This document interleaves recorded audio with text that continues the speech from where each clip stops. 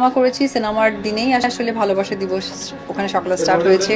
Director যখন camera action বলেছে তখনই হয়তো বা যে ডায়লগস ছিল ওটাই হয়তো টুকটাক কাজ করেছি, হয়তো দায়িত্ব জায়গা থেকে বা কমিটমেন্টের জায়গা থেকে, সেই জায়গা থেকে আমার আসলে ওপেনিংটা করা হয়েছে। কারণ ওপেনিংটা আসলে একটা আর্টিস্ট তার গুড প্রেজেন্টেশন দিয়ে ওপেনিং করে এবং সুন্দর একটা ব্যবসা প্রতিষ্ঠানে যাত্রা শুরু করার জন্য আহ্বান জানায় আমার দর্শকদের মাধ্যমে এবং সাংবাদিক ভাই বোনদের মাধ্যমে।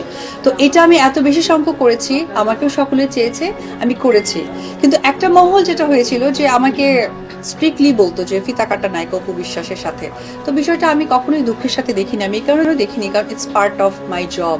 আমি একজন সেলিব্রিটি, আমি যখন একটা জায়গায় যাব, এই যে আজকে আপনারা ভাইরা যারা এসেছেন, আসলে এখন ভালোবাসা নিয়ে পরিকল্পনা আমার কাজ, আমার বিজনেস। তোমরা সকলেই আমার ভাই ব্রাদাররা, কারণ আমি তোমাদেরকে এঙ্গেজ করতে পারলে না আমারও ভালো লাগে। যখন তোমাদের এই চ্যানেলগুলো আমি স্ক্রল করি, নতুনত্ব কিছু পাই, তখন ভালো লাগে যে কাজ হচ্ছে বিধায় তারাও সেই ফুটেজটা পাচ্ছে অ্যান্ড ফুটেজ ইউজ করছে, তো কোনো নেগেটিভিটি ছড়াচ্ছে না। তো সেই জায়গা থেকে আসলে ভালোবাসা দিবসটা ওইরকম স্পেসিফিক কিছু নেই আমার কাছে, সারা জীবন ভালোবাসা দিবস। এখন প্রত্যেকটা দিবস নিয়েই আসলে আমার প্ল্যানিং, বিজনেস, আমার কাজ, সিনেমা এবং নতুনত্ব কিছু অনেক বেশি ইম্পর্টেন্ট। সেটা তাদের ভালো লাগার জায়গা থেকে। আপনারা দেখবেন যে দেশের বাইরে, বিশেষ করে বলিউড ইন্ডাস্ট্রিকে তো আমরা অলওয়েজ ফলো করি। আপনি দেখবেন যে শিল্পা শেট্টি কুন্দর, ওনার কিন্তু একটা বড় রেস্টুরেন্ট আছে। যদি আমরা প্রিয়াঙ্কা চোপড়ার কথা বলি, ওনার কিন্তু ওয়ার্ল্ড ওয়াইড হচ্ছে কসমেটিক্স ব্র্যান্ড আছে। আমরা যদি ক্যাটরিনা কাইফ বলি, তার কিন্তু আপনার মেকআপ ব্র্যান্ড আছে। তো এটা অ্যাকচুয়ালি যার যা এবিলিটি, যার যে স্পেস, সেই জায়গা থেকে আমার মনে হয় যে প্রত্যেকটা শিল্পীরই উচিত বিজনেসে নিজেকে ইনভলভ করা, যে যে এক্সপিরিয়েন্সটা নিয়ে আসছে। তো আমার আসলে এই বিজনেস দেওয়ার পেছনে বলতে পারেন আমার এক্সপিরিয়েন্স ভালো, এটা আসলে ভালো লাগা থেকে মানুষের প্রশ্ন। যেমন আমি শাহরুখ খানকে পছন্দ করি, হয়তোবা সালমান খানকে সেই সমপরিমাণ করা হয় না। আবার সালমান খানের অনেক ডাইহার্ট ফ্যান যে শাহরুখ খানকেও সমপরিমাণ পছন্দ করে। এটা আসলে depend on person to person.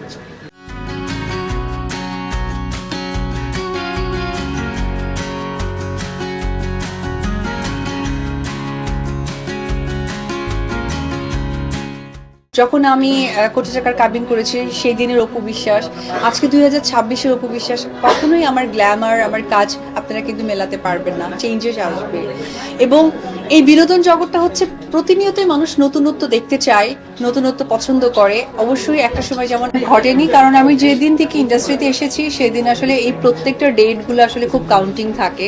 Eid, পূজা, ভালোবাসা দিবস, পহেলা বৈশাখ, কারণ সেই সময়গুলোতে আসলে আমার কাজের রিলিজ হতো এবং কাজের জন্য খুব তোড়জোড় থাকতো। ওই রকম কখনো হয়ে ওঠে। আমরা শিল্পীরা অনেক বেশি অতি উৎসাহী, অতি আগ্রহে অনেক কিছু করে ফেলেছি। সেটার অনেক সময় হয় না, ওই যে ফিতা কাটার মতো অবস্থা হয়েছে যে সবাই ফিতা কাটে কিন্তু অপু বিশ্বাসী হচ্ছে ফিতা কাটা নায়িকা। তো এরকম অনেক বিপদের মুখে বা অনেক ঝামেলা হয়তো বা হতে হয়েছে। সো সেই জায়গা থেকে বলবো যে আমি পার্সোনালি অপু বিশ্বাস, আমি যেমন শিল্পী সপ্তাহটাকে ধরেই আসলে মুভমেন্ট করা। সো ওই জায়গা থেকে আমি বলবো যে যে সরকারি আসুক, শুভেচ্ছা অগ্রিম। এবং আমাদের চাপ একটাই থাকবে যে চলচ্চিত্র মানে এই ফলোয়াররা আমার সিনেমাতে অলওয়েজ দেখেছে, স্ক্রিনে দেখেছে, তারাও কাছাকাছি পাশাপাশি আমাকে দেখা, ইন্সপায়ার হওয়া, সেখান থেকে আসলে বিজনেস রান করা। আজকে signature baby beauty parlour and বুটিক্সের সেকেন্ড ব্রাঞ্চ, আমার ফার্স্টটা হয়েছে আফতাবনগর, এটা হচ্ছে নিকেতন ব্লক সি। আমি এই ঠিকানাটা অবশ্যই বলে দেবো।